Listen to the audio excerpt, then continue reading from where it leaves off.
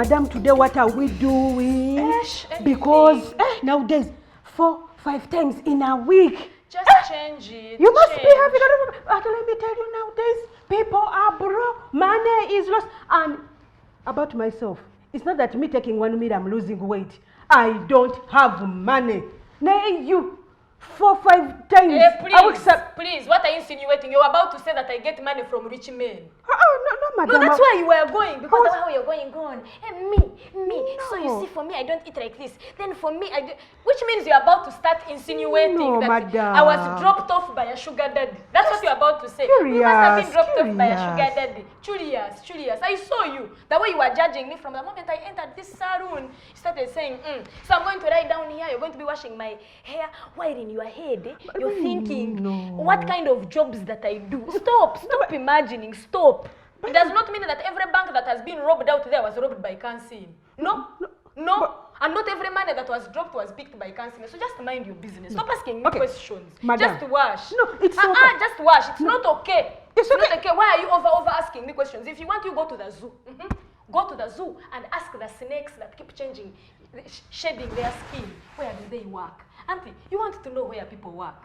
So why don't you go and ask them where they work? No. Anyone that changes or improves their standards has to be doing some job that you do Madam not understand. Madam Customer, it's okay if you don't have to tell me. I don't want. Of course I'm not going to be, especially if I feel extremely interrogated on a matter that is mine. It is mine. Okay. I don't know why you're stressing me about it. As a matter of fact, I don't know what I'm still doing here. I just go and I find a salon where there's no constitution that ties people down to spending in a particular. You will cough, and you're asking questions that you have even no business asking. No, but you're not in charge of receiving country aid, because I'm thinking you'd interrogate these countries that were giving us aid. Say, why are you giving us how many $billion? Where does your country work? Until you have questions, you want to continue asking questions. It's okay. If you don't want to tell me, I'm not going to tell you. I can't, especially when you've just put me in this situation where I'm even doubting myself. No. As a matter of fact, let me go to a salon where there's no constitution bureau that investigates people and where they got their money and what they are up to all the time. Let me just go somewhere else. That woman, she must be a detour.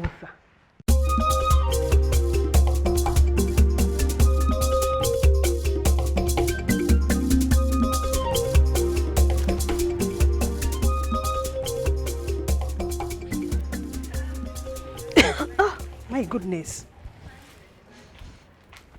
You will find other excuses, because even the bling here, it has come out properly. First stand around, I see. I even see body parts you didn't come with. Madam, tell me. It smells funny.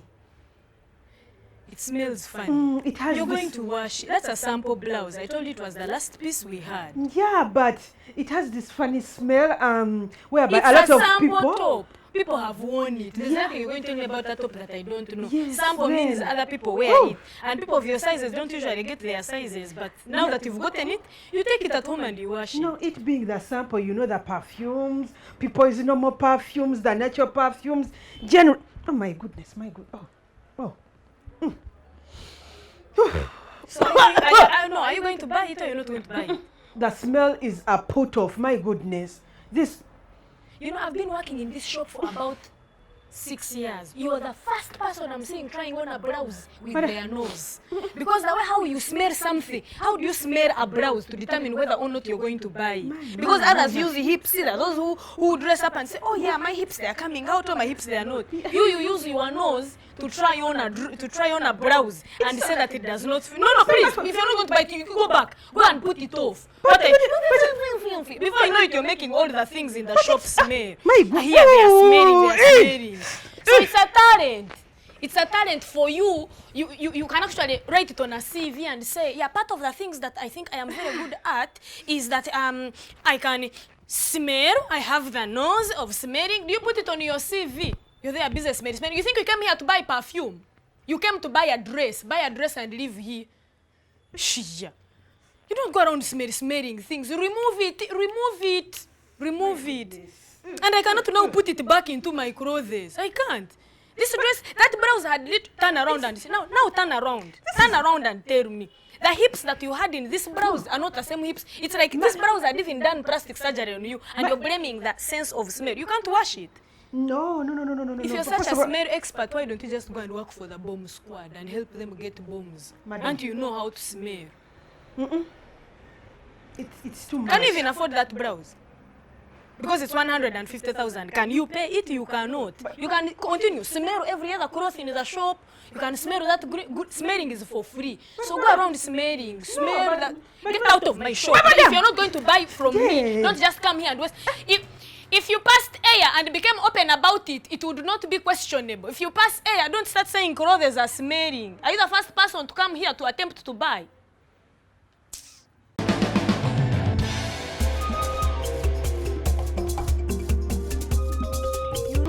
Don't have the keys, Gerald. I don't know why you always pick this opportune time when we are actually celebrating and for once we are in honeymoon for you to remind me that you have. How many times has it happened? Because what kind of head of the family does not have keys that access his home? But you know I went with the keys. Yes. You went with keys and what happened? I think I lost them. Of course, I think I should have.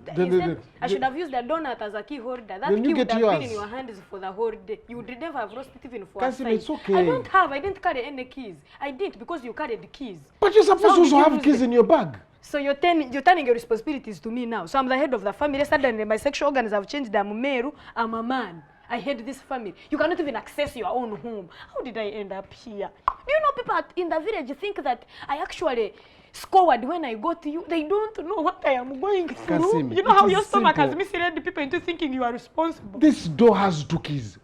Mine You took and the key. I yours. didn't take a key. You're the head of you're in charge of security. Oh, you're refusing. Am I the one in charge of? Are you going to give birth? Are you going to give birth to children? Okay, so we okay. change. You change responsibilities. Let me just plan something and think. You plan something that what?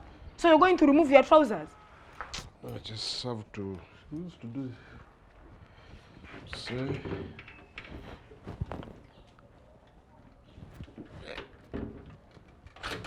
Now this is special. I cannot even enter that house. I don't want to enter and be an accomplice. You are a thief, Gerald. Because if you can use a belt to open a door, anything is possible. At this rate, you're going to turn like this and use your private parts to actually open a lock, and you open a lock with your private parts. Why don't you just germinate this house and it gives birth to another one, and we know that we own another house? I have tried to open the door. I can't enter. I have to go to police. That's breaking and entering. Shia. I'm helping now.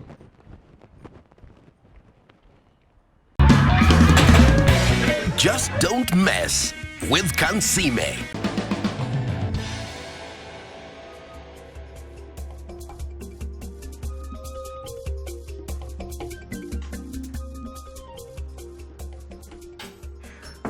Madam, here's the file you asked for.